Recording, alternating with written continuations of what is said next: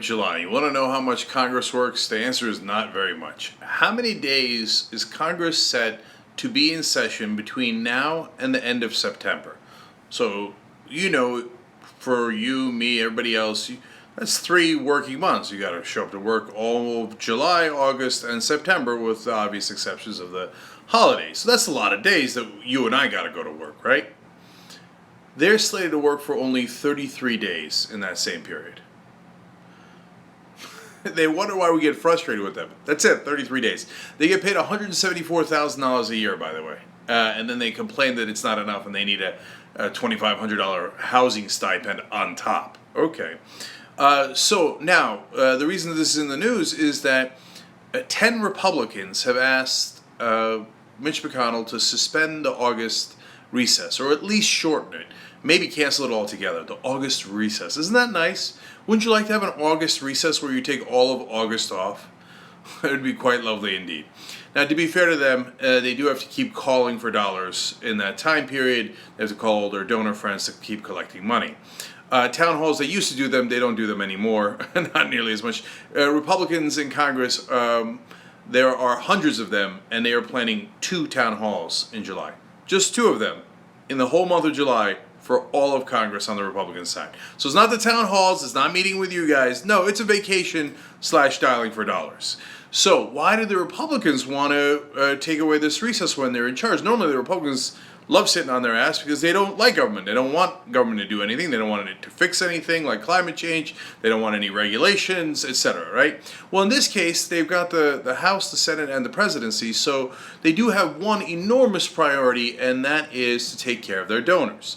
Now, that's why they're in a bit of a panic. They're like, wait a minute, we haven't done health care. We haven't done the budget bill. The debt ceiling is coming up. When the debt ceiling was coming up and it was Democrats in charge, we would obstruct like crazy, and then we would claim that it was their fault. But now that we're in charge, we can't make that claim anymore. Oh no, we have to do a tiny bit of work. But really, that's a small part of it. The large part of it is the healthcare bill has tax cuts in it, and the biggest thing they've got coming after that is tax reform. So those are 2 giant, multi-trillion-dollar tax cut proposals. That's exactly what their donors paid for.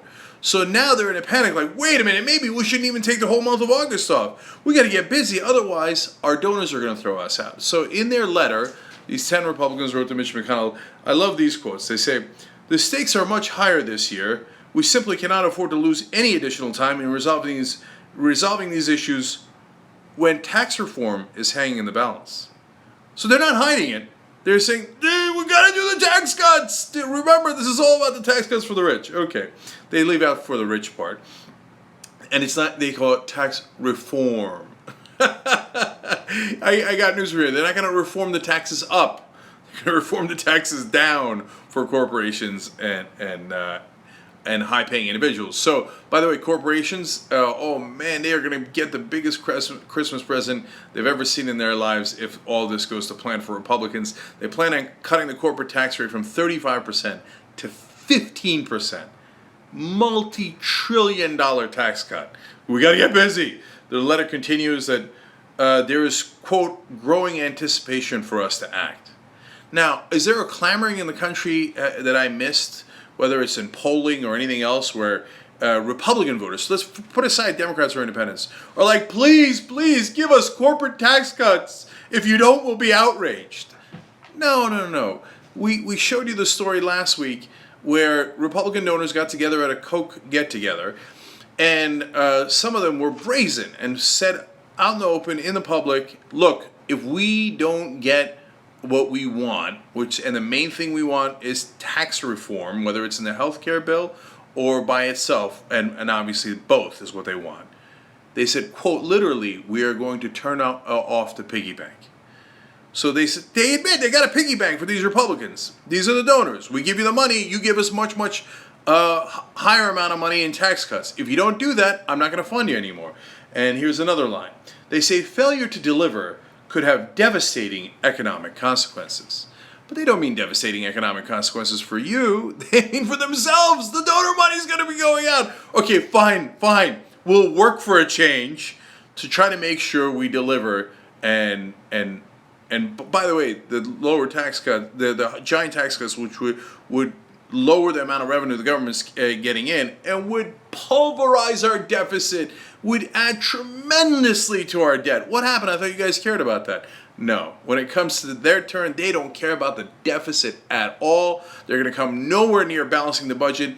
And Cohn, who's a top economic advisor, Gary Cohn for Donald Trump, has basically admitted in another press article today saying that, well, maybe tax cuts don't have to be revenue neutral. Never really cared about the budget, balancing it, or the debt. We were just lying the whole time.